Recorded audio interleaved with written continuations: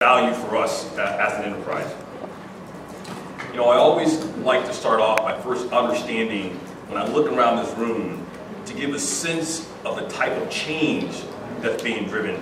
Look at the connected devices that are just in this room. So I'm going to do an informal survey, and we'll see if you guys can top the record. I'm going to ask you, how many connected devices do you have on you right now? And we'll see, I'll let you know what the highest one has. So how many have at least 2 devices? Okay. How many have at least 3? Okay. 4. Okay. 5. 6. Okay, that's pretty good. 5 devices.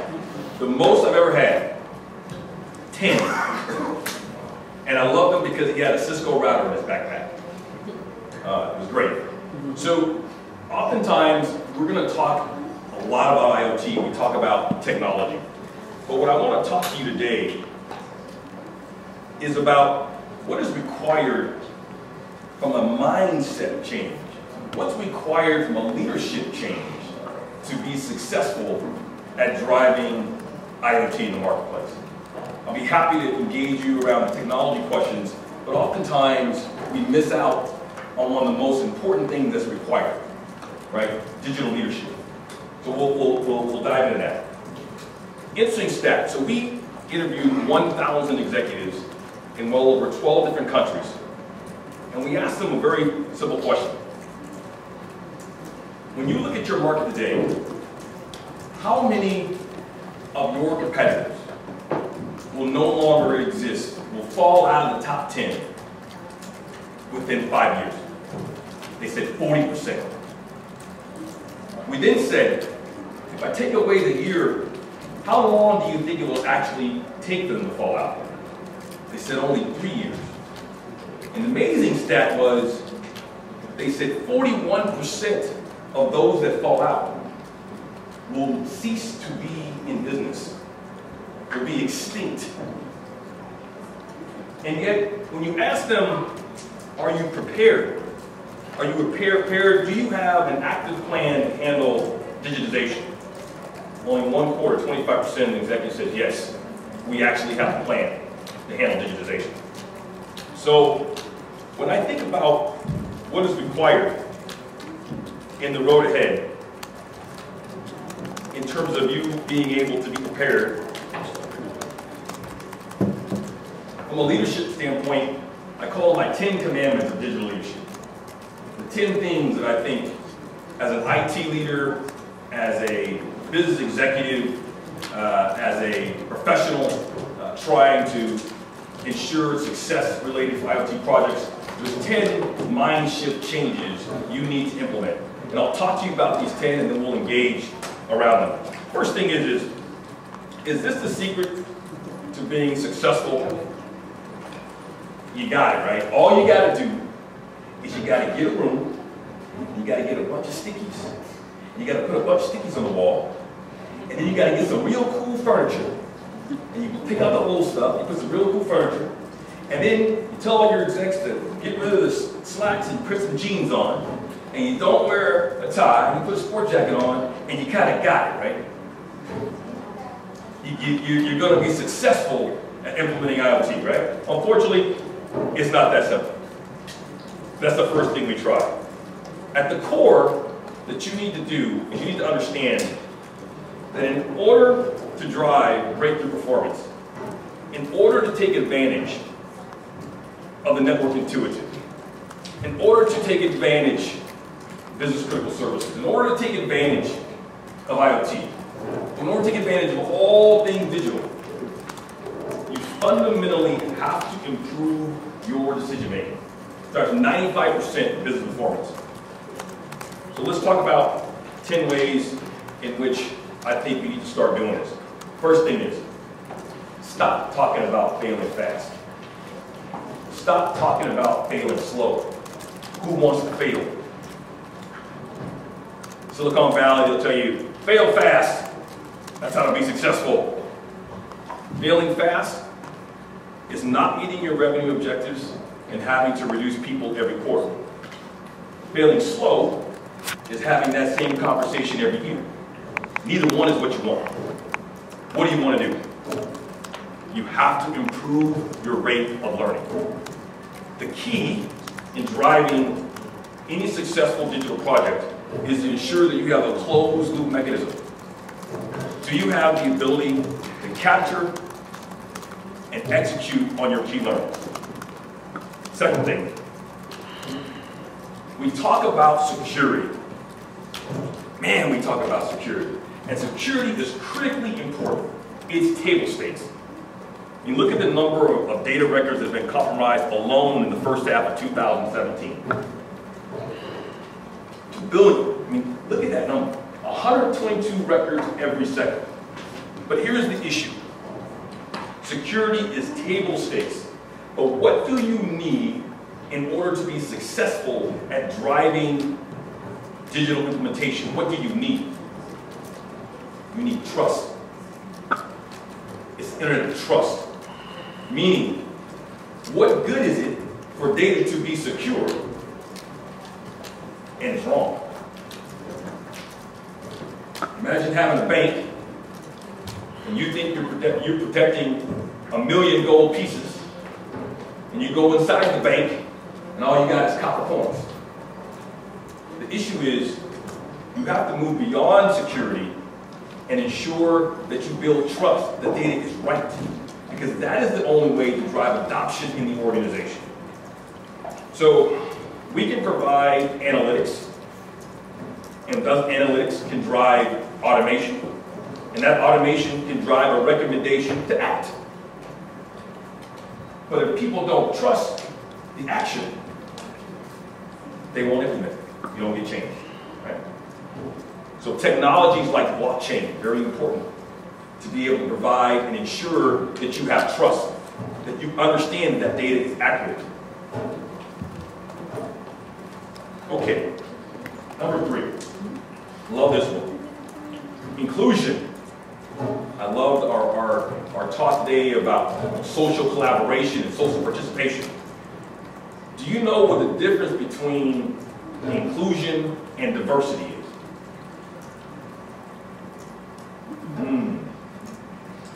Diversity is the potential to create value. It means that you have a diverse group of people standing in front of you, or you have a diverse group of people in your organization. It's the potential to create value. Inclusion is the realization of that value through full participation. So now let me give you an example. So I was called in to help a customer answer a very important question. They had a low-cost competitor, and they wanted to know, should they lower their costs? Should they lower their price in response to this competitor?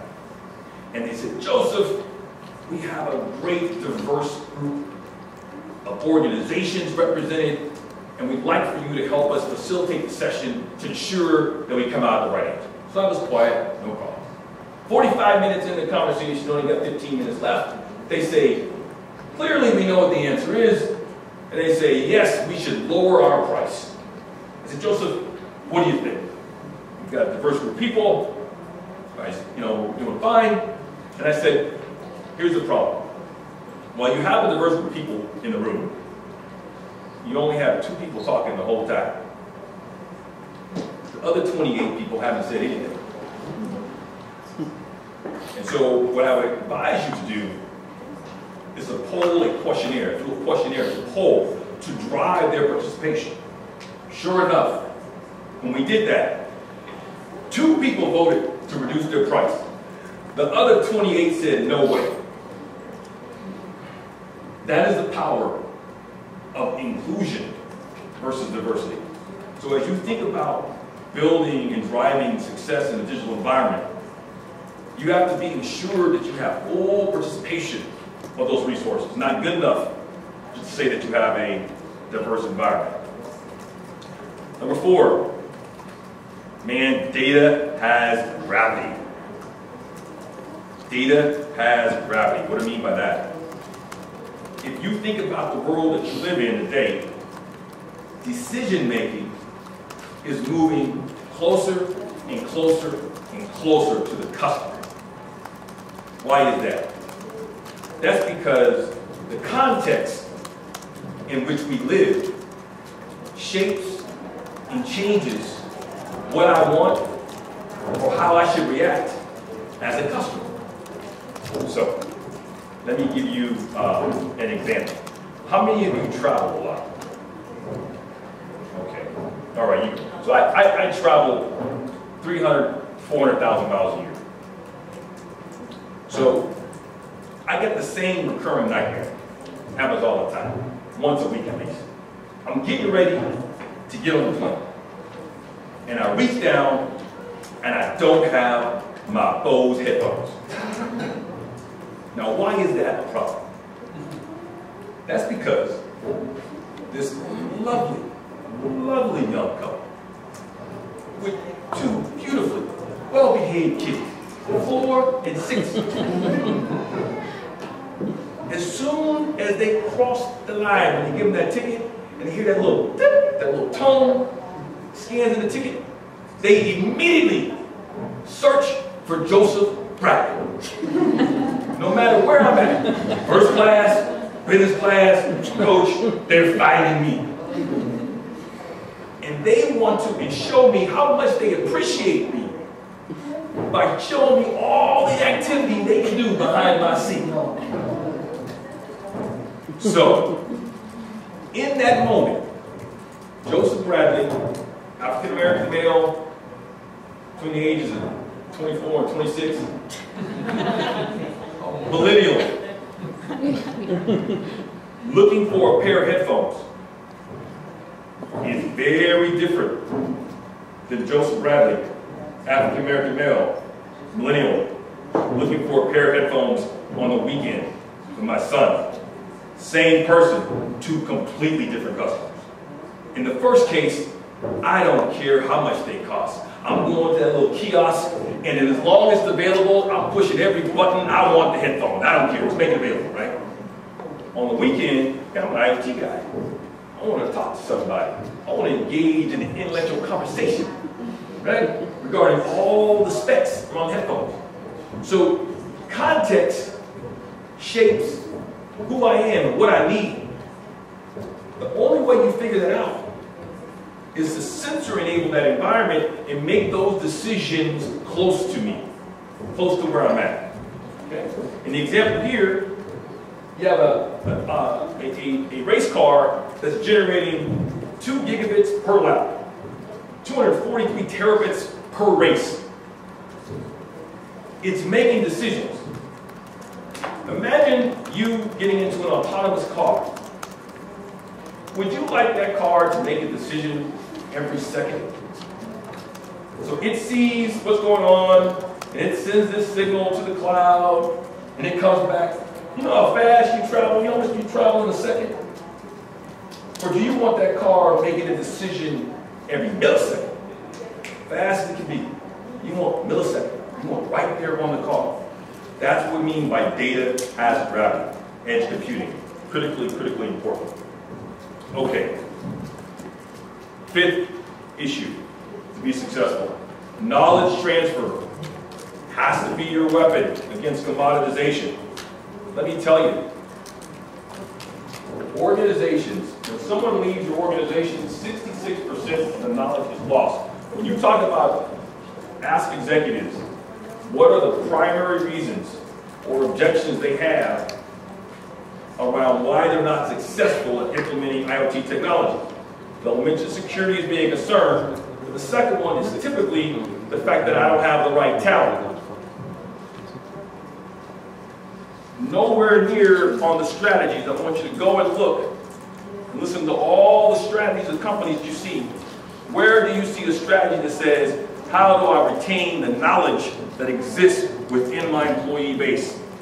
It needs to be the top one. If you want to be successful at digital, you have to retain knowledge. Now, what is knowledge? Knowledge is data with a bunch of metadata tags, right? Knowledge requires data with context. I have to understand why you made a particular decision. What were the methods associated with that decision? What strategy you were trying to drive? I have to have that in context. Right? Okay. Sixth thing. If you want to be successful, stop worrying about what you don't know. If you want to be successful, it's not what you know, not what you don't know that causes you to fail. It's what you believe to be true that causes you to fail. It's not what you don't know. So focus on scaling these successes. Focus your time. When you drive IoT digital projects, don't go from one to the next, to the next, to the next, to the next, to the next, to the next. Focus on driving success, not failure. Amplify success. Seventh thing, man, you could have the best strategy in the world. Let me tell you, culture eats strategy for lunch every day. You're playing a basketball game, it'd be 90 culture, strategy 0. Right? If your culture, think about everything we talked about here, Cisco Live, we talked about what policy, policy to network scaling, we talked about automation. At the core of that, we talked about analytics. What does that require culturally? What does that mean? It means that you have to be a data-driven organization. It means that culturally, you have to be data-driven. If your executives in your business make decisions on insights all the time, or they make decisions without data, in fact, this is a hard thing to drive. So your culture has to be one of a data-driven, insight-driven culture. You want to begin to understand that. You want to begin to have those conversations. Because if you don't, then you end up having all this great horsepower, all this great ammunition, and it's not used, right? So we did another study, those same 1,000 executives. We said, do you have an analytics? Do you have analytics in your organization? Yes, yes, yes, yes, yes. Yes, we do. Yes, we do. Do you value analytics? Yes, yes, yes, yes, yes, yes, yes, we do. How many of you use data on a regular basis to make decisions? Exactly. Less than 20%. Less than 20%. Wow. Wow. Right? If you want to drive change with all this great technology and horsepower that we have, you have to have data-driven. Okay. Number 8. Man, if you are a hammer, everything looks like a nail. Right? So, it's very important in order for success with digital products for you to build a listening infrastructure. What does that mean? That means if you ask yourself, you can do this exercise when you get home and you get back. When you go to make a decision, take out a piece of paper and write down what sources are you listening to make that decision.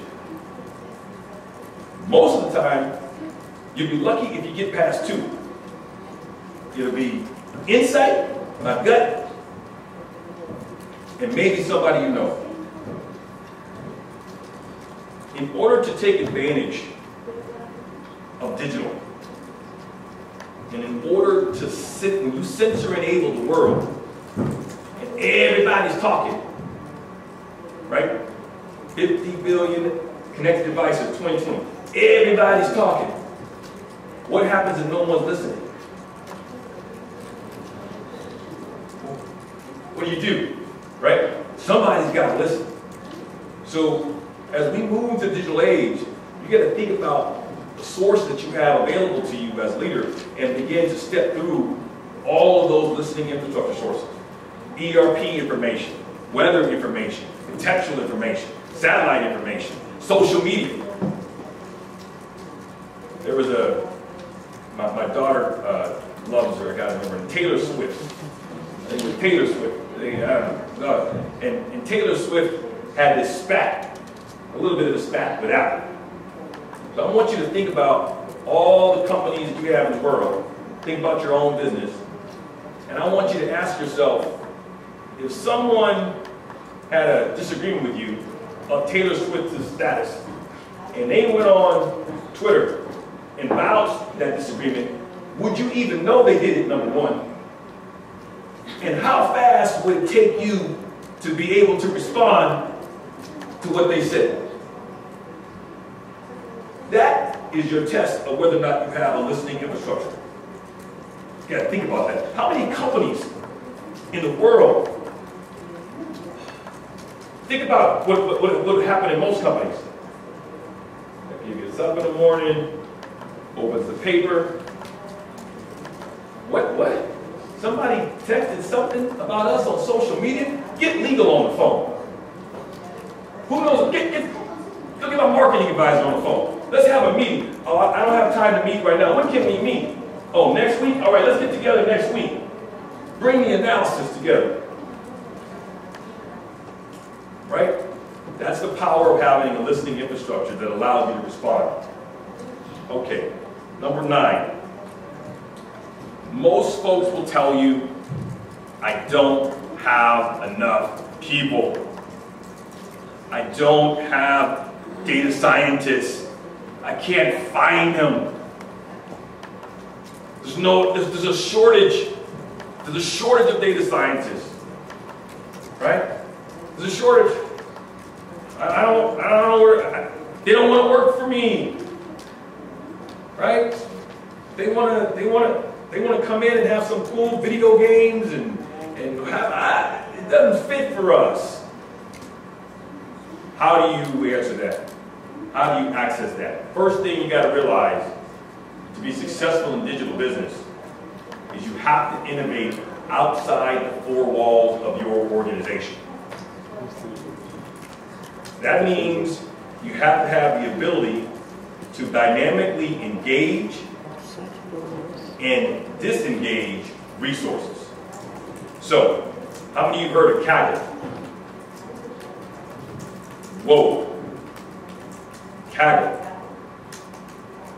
Kaggle is a site that I think has over 100,000 data scientists on it.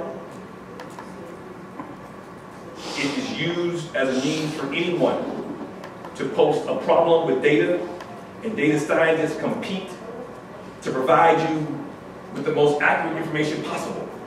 And what do?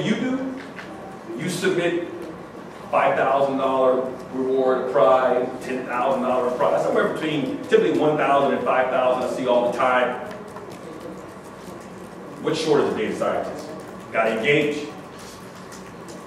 Upward. If you think about the U.S., 40% of the U.S. population is independent contractors.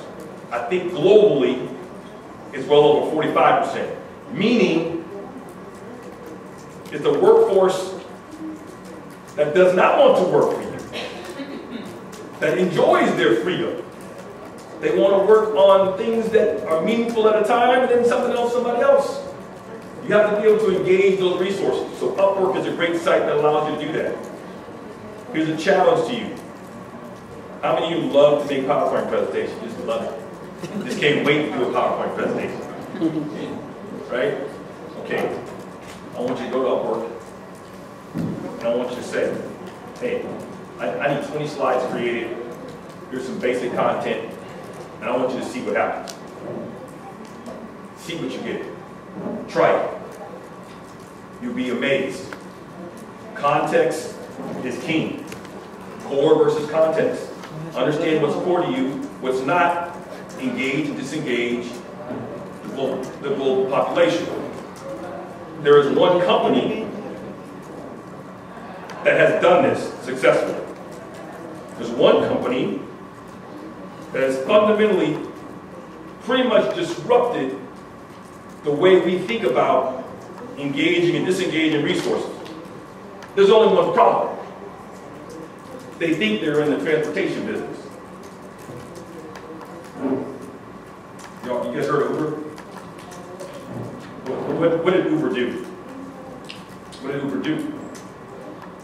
They figured out how to take and engage resources that were idle, engage those resources in a task, deliver that task, and disengage those resources. That's what they do. When they figure that out as being the cornerstone of what they've done, look out. That's what they figured out, right? That's fundamentally the power of what they do. Okay. Number 10, right? My favorite. You got to take actions against your blind spots. So what does that mean? What does that mean? How do you know you even got a blind spot? It's a blind spot. How do I know? Right? Blind, but how do I know? Okay. There's one organization, typically within a company, that does this for a living. All they do is look for blind spots. Security organization, right? And security organization has a team they call a red team. And a red team typically is people that work for them, they work for them, or they make bounties, they meet them as contractors, but they give them access to every tool, and they say, go break into my system.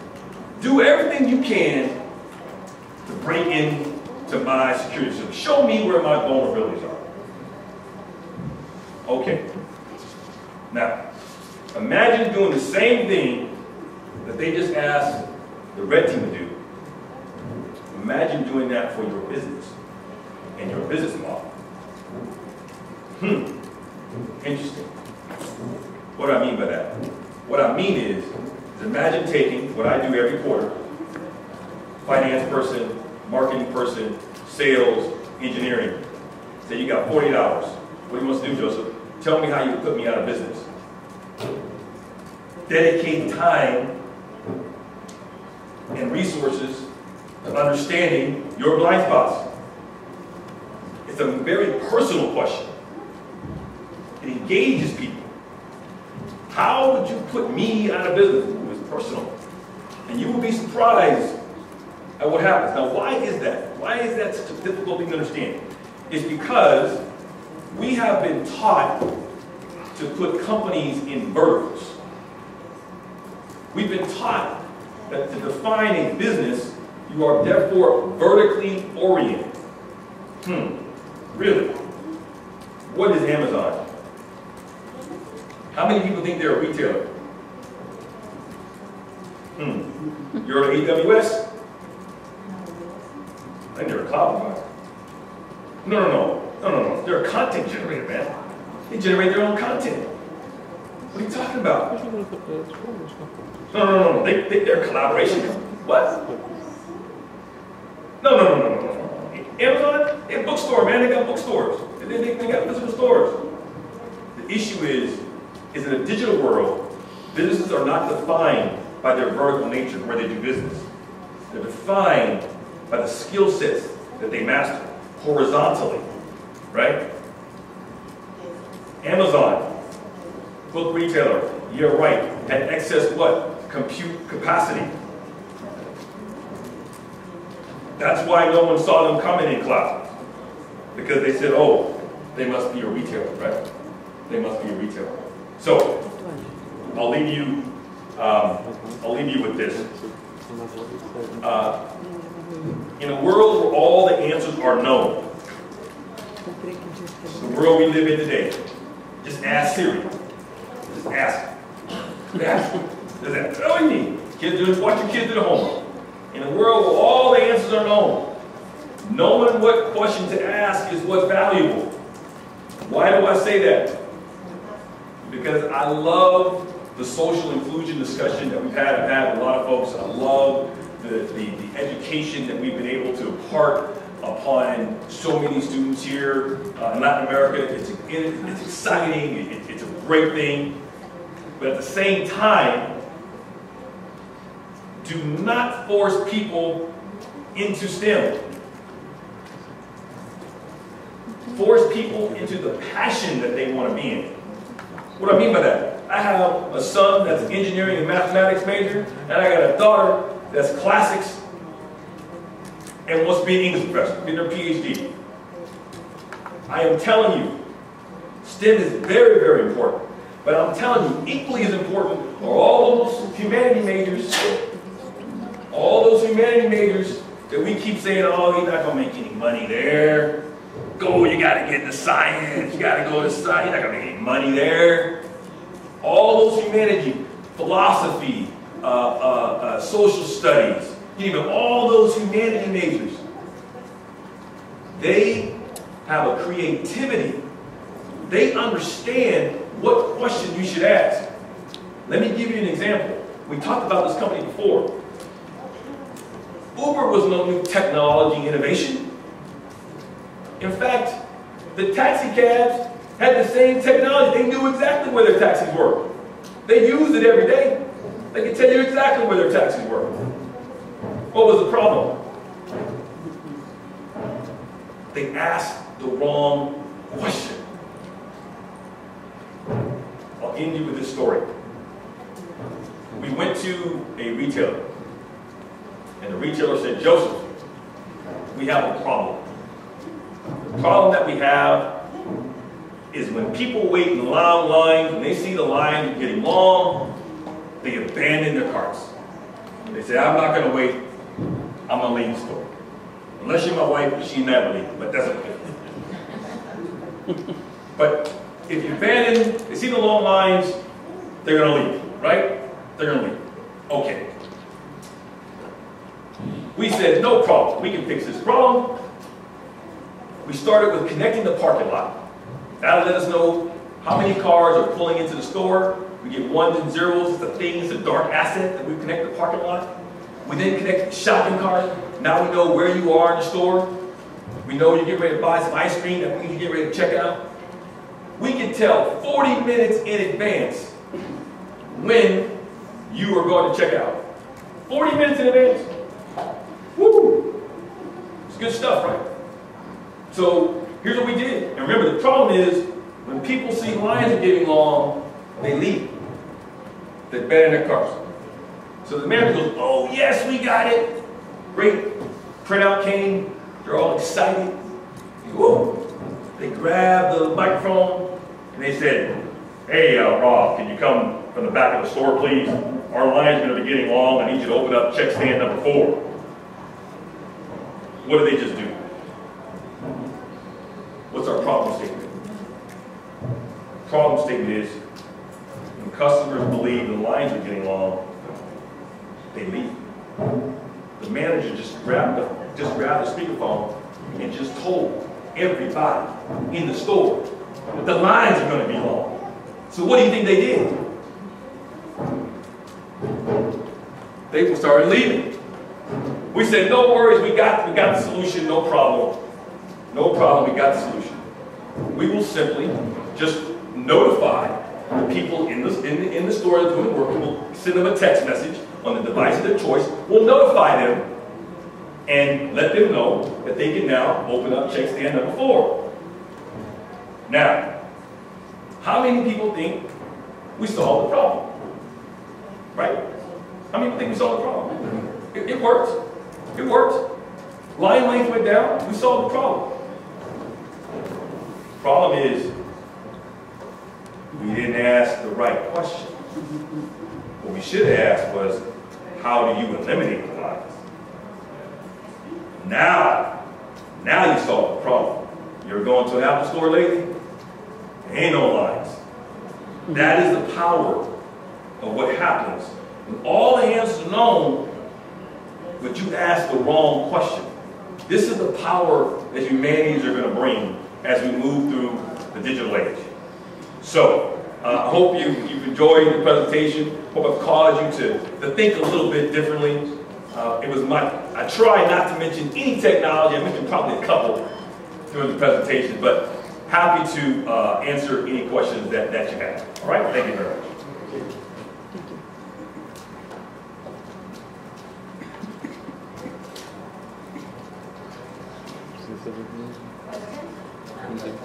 Yes. Hi. Well, it reminds me a lot about the knowledge management area that in 90s, all the people talk about the knowledge management, IT solutions for companies, and that's what you say about the important thing of listening, no? But I think anyone wants to listen, nothing. The companies don't want to listen. They just try to build their solution, but they build the channels, but actually they don't listen, and we as a person don't listen anybody. It's not so easy. You can't have a lot of technologies, but that you actually listen. Yes. What happened is just difficult and cultural and a lot of things around that. Yes. So hopefully everybody heard. Bottom line, you said, back in the 90s, you had knowledge management, and companies don't listen. They didn't listen then, they ain't gonna listen now. What's changed? What's different? What's different is it took Wells Fargo Bank 20 years to get, 2 million customers online. It took Snapchat 4 years to get 200 million customers. The difference is the rate of change is causing good companies to be extinct. That's the difference. The price you pay, the stakes are much higher. So understand, okay, how many people remember when having a Kodak moment used to be a good thing? How many people used to remember going to Blockbuster? How many used to have a BlackBerry? Oh, right? The stakes are extremely high. How many people started on MySpace? MySpace who? Think about the rate of change that exists. So for companies who don't listen, for companies who don't embrace the ability to retain knowledge, the market is punishing. The market is punishing very, very severely. It is amazing at the amount of value that's being lost. One thing I didn't share with you was a great book called Stall Points. And Stall Points analyzed 50 companies, talked to their boards, and Fortune 100 companies, and what they found is, they said 9 out of 10 companies will experience a revenue stall. Only 1 out of those 9 companies will survive, will bounce back. When they experience that revenue stall, they typically lose 74% of their market value and have a greater than 50% turnover of executives. That is the world that we live in today, right? The stakes are tremendously, tremendously high, right? We have customers that come to us each and every day that want to understand how can we help them digitize their business. Think about it. Pick any retailer you want to in the world. In the world, doesn't matter. Pick any retailer you want to. Pick any, and all of a sudden you're now the CEO of that retailer. You open up